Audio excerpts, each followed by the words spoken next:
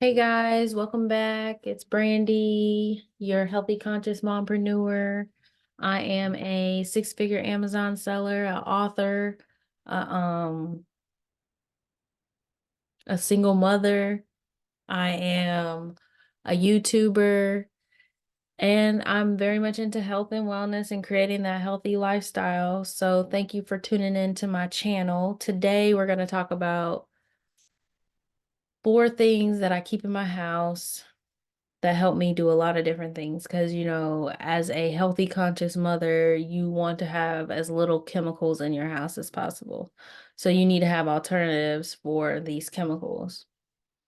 So the first thing that I like to keep on deck is vinegar, distilled white vinegar.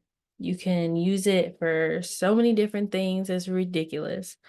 The main things that I use the vinegar for is cleaning the windows and the mirrors. I use it in the laundry. And what else do I use it for? I use it just to clean stuff up, to get odors out, to get stuff out the carpet. Um, you can use it to like deter ants and other bugs. You can use it to clean mold, mildew. It's just like it's like the thing you want to have. All these things I'm going to tell you are like the things you want to have in your house. And then you don't have to worry about if your child gets into it so much, it's not gonna kill them. You're not gonna have to call poison control, which is definitely a plus. Um, some other things that vinegar can do that I don't necessarily use it for, I'm gonna read you off this list, is dissolve rust, keep the colors bright. So I guess that's why I use it in my laundry. For one, it keeps the colors bright, and I didn't use detergent for a very long time. Like, I don't know, over 6 years. Even before I was a mom, I didn't use detergent because I was a massage therapist and I used to have to wash the sheets. And I was worried about people being allergic to if I used a detergent or not. So I use baking soda and vinegar, or sometimes just vinegar, sometimes just baking soda, but no one ever broke out from me using that. So that was good. You can use it to get out hard water stains. I don't really have that issue, so I don't use it for that.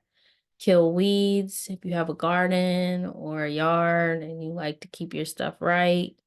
There's you a natural killer that's not going to make your food more toxic.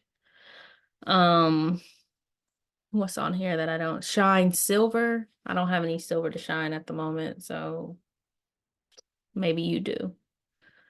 And a couple things to remember about the vinegar though is you don't want to mix them with ammonia, hydrogen peroxide, or baking soda if it's like in a closed space, like a bottle or something like that.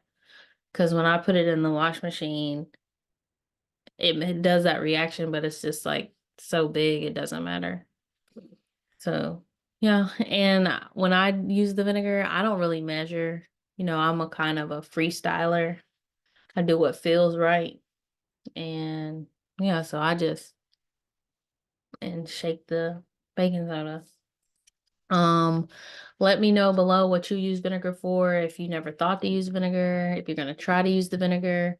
And I'm also going to make a list that's available in my VIP free community that gives you different ratios of mixing and stuff to use these items. Like because some stuff you'll mix with baking soda, some stuff you want, some stuff you'll mix the vinegar with water to do the different things. So it'll be like a list of how to do these things with the ratios. And it's going to include all they're not chemicals, but all the ingredients, is that what we're going to call them? All the alternative chemicals that we use on that I'm going to talk about here. Lost my train of thought.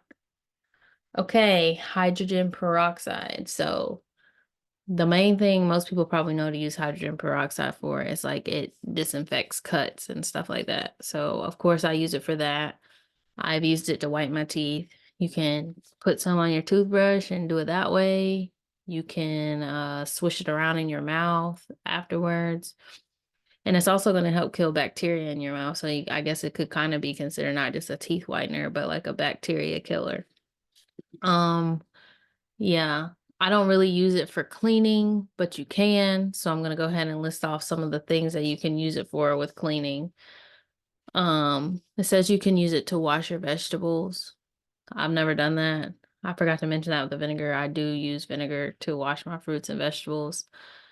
Um, you can use it as a stain remover, a grout cleaner to clean your dishes. It also shines silver and disinfects wounds. So, like I said, peroxide is probably out of the ones I'm going to talk about. Peroxide is probably going to be number 3 or 4 on the list, just because I use it for less things, not because it's not good to have in the home remedy, home cleaning cabinet. Because, like, that's what you'll notice is a lot of these things will be intertwined for both household use, but also remedy for you and your family. And I'm all about having home remedies. Okay. So the next thing I'm going to talk about is baking soda. So I probably use baking soda and vinegar equally. Baking soda, I use it for my clothes, like I've already said.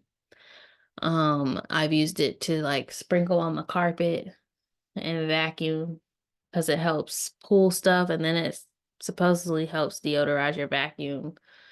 Not that that's why I was doing it.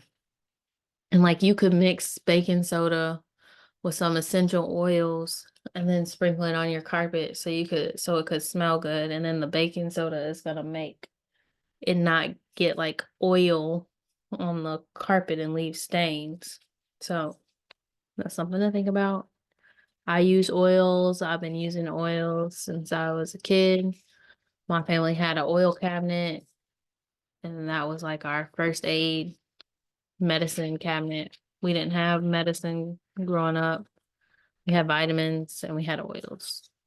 So I'm very comfortable with this lifestyle as it's all I've ever known, really. And I don't see an issue with it. Like it's never not served me. And the first time I actually even went to the doctor was when I was pregnant, believe it or not. When I had that breast cancer thing, I went and got a thermograph, and I had that thermograph read by a doctor, and he wanted me to go get the biopsy and all that, but I was like, no, I'm not getting no biopsy. And if this is cancer, I'm just going to treat it like cancer. What would I do if I had cancer? So I simply just did what I would do, and that was I used my food to help heal me because food is thy medicine and my medicine is your food. So you have to, you don't have to, but life gets a lot, you feel like you have a lot more control when you understand that concept versus having to depend on a doctor or someone else outside of you to help you get better when it comes to something, especially when it stems from lifestyle, because a lot of our illnesses and sicknesses stem from lifestyle. Okay, but back on topic. Back on topic. All right, so this is some stuff that I found that you can also use baking soda for that I necessarily have not. You can use it as a teeth whitener also. As we know, they put it in Arm& and Hammer toothpaste. I don't use toothpaste. I make my own toothpaste, but yeah, so you can do that. Fruit and veggie wash, I definitely use it for that. Just forgot. So what you do is depending on how big your bowl is, will determine how much baking soda you put in. So I put it in and then you let it dissolve for like 2 minutes. And the reason why you want to do that before you put your vegetables in, because if you're on tap water or something, excuse me, it will neutralize the chemicals in the water. So like the chlorine, the fluorine, any of that, it'll neutralize it, the baking soda will. And so yeah, so before you add your veggies, do that. Then you add your fruit or your veggies or whatever you're putting in there, and it cleans them. Then you take them out, and that's that. And then the other thing it says is it can clean sponges. I just throw the sponges out. I don't know if people really clean sponges or not, but if you do, use baking soda. And bug repellent, I've never used baking soda for bug repellent, but they're talking about bug repellent like you sprinkle it around your house to keep the bugs away. I don't know how well it works, but someone could test it out and let me know. That would be cool. Or if you have already done it, let us know, does it really work? Because in the summertime around here, the ants are on another level.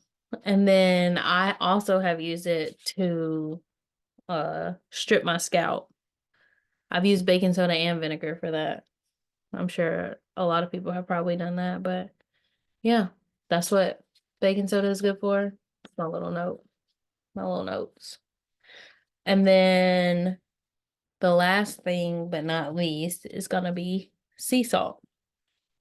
And been using sea salt for about 10 years. Yeah, about 10 years now, maybe longer, I don't know. But I didn't know that it could do all these different things because I just use it for obviously putting in my food.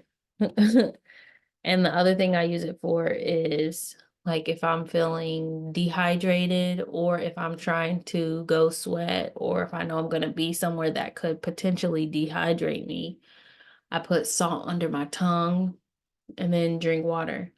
One thing that I used to recommend to people because I was younger and people were out there getting drunk and having hangovers is if you put salt under your tongue like the night before and drink water and then the next day put the salt and drink the water, your hangover will go away really quick if you have one because it helps to hydrate your cells. And the main reason why you have hangovers because you're very dehydrated from the alcohol. Um, I personally never really got hangovers because alcohol wasn't my thing. Mm-mm. My body cannot deal with alcohol, but if you do drink, or if you know someone that does, that's a tip for a hangover. Salt under the tongue, drink as much water as you can, do it multiple times if you need to.